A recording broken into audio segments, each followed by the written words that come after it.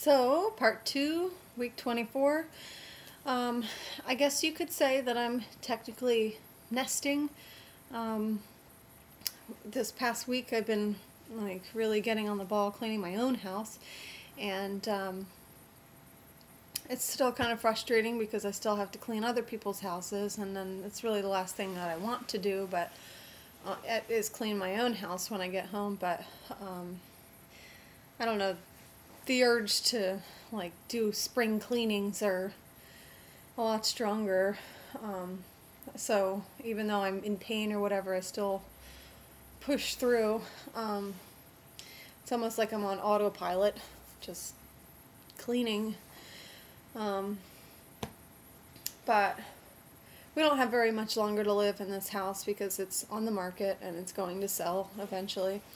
Hopefully soon, or you know, enough time after the baby comes to settle in somewhere else. I don't know. I don't know. There's really not too much. Oh, I guess as far as the baby goes, the baby's been moving around a lot, and well, a lot today and yesterday, but all the week prior, there was hardly any movement at all, and like started to freak me out, and I almost called my doctor, but then I would feel the baby move a little bit here and there. So my biggest fear is that it's not alive. Like, and I know that's horrible to say, but I know that some of you guys think that too, because it's just common fears. I think, you know, something's going to go wrong with pregnancy or whatever. So I'm definitely going to bring it up to my doctor again, like, or bring it up to him on Wednesday. I have an appointment. And, oh, I think also those fears were coming from a friend of a friend. Her baby, it's actually really sad. Her baby just passed away. She was born with brain tumors, and her doctor is the same as my doctor, and he actually showed up to, the baby's name was Vivian, showed up to Vivian's funeral, and I thought that was really awesome. You know, he didn't have to, you know, it was, I mean, Vivian was almost a year old when she passed. I think it was last week. But I think that, you know, she had a really hard, she hemorrhaged and stuff during birth, and I think that experience stood out in my doctor's experience of birthing babies, so maybe he felt like he needed to go. I thought that was really nice that he did that. So, you know, these crazy fears that I have that there's something wrong with the baby, maybe subconsciously related to that. I don't know.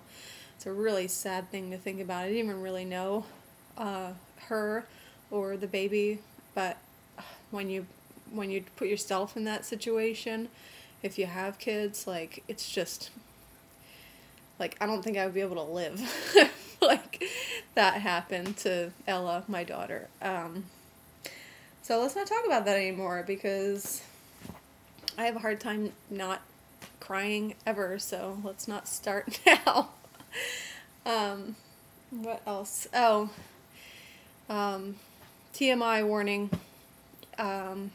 I have been experiencing yeast infections. Well, I say like there's a lot, but I was on an antibiotic and I got a yeast infection. I think I had one once in my life when I was a little bit younger, and so, but now I'm experiencing a slight one again, and I have stuff for it, so I'm prepared. But just maybe you're just more prone to them during pregnancy or something, because this is my second one during this pregnancy, and it's really obnoxious, and I feel gross and I feel dirty. But I guess I guess maybe it's normal. That's what my nurse said when I called. So we'll just deal with it, I guess. What else? I guess I'll show you my belly because I can't really think of anything else to talk about. Oof. Except that I've noticed a lot of you guys out there too have like this burping throughout your videos, and I can't help but do the same thing. I'm like, maybe it's just a pregnancy thing. I don't know. So here is 24 weeks pregnant. Here's the side view. Oh, you get to see my little heart recorder thing. Oh, another electrode. No line yet, unless you guys can see one. I can't. I wish I didn't have these right here. I notice a lot of you guys don't have them, and your bellies are a lot cuter than mine, but I feel fairly big, and sometimes I just feel fat because I'm like right in the middle of being pregnant. If I was more pregnant, then I would, I guess, not feel fat. I'd feel pregnant, but I don't know, sometimes I feel like because I'm right in the middle, I just am fat looking. But my friends assure me that, no, Emma, you don't look fat, you just look pregnant. So I have to get over that. Sounds kind of weird to say this, but I feel like the bigger my belly gets, the less fat I'll feel. I don't know. Like I said, because it's right in between, I feel chunky or something. That's one thing that I have to work on a little bit better is my diet.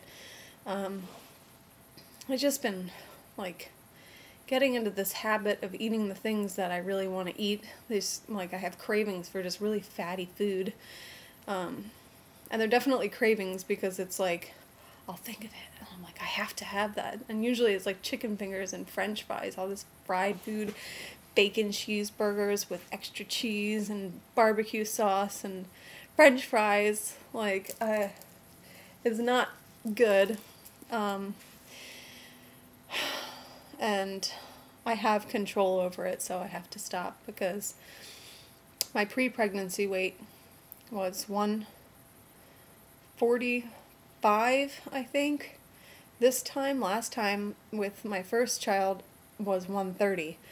And I got all the way up to 170 at full term with her. So what did I say? 145?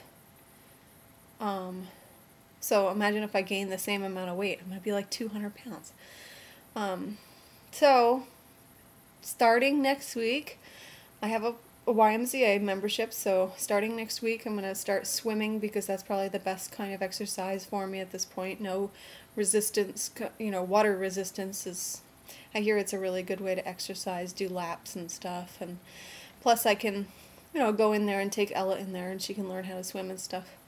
The only thing that freaks me out though is the water. It just seems like there's so many germs in there. When you get into the pool, it's like a hot tub, like this big vat of bacteria and grossness. So maybe all my videos from here on out will just be sick. But I need to exercise, so we'll see how it goes. And plus I hear that, like the mentally challenged kids go in there and stuff. I heard this story when somebody was working there and this, mentally challenged person went in and shit in the pool and they just scooped it out. I mean, what are they going to do? They just scoop it out. There's so many chemicals in there that I guess it just cleans it. It was still poop floating in the pool. That's disgusting. Okay, until next week, hopefully I'll keep this attitude the whole week. Probably not. See you later.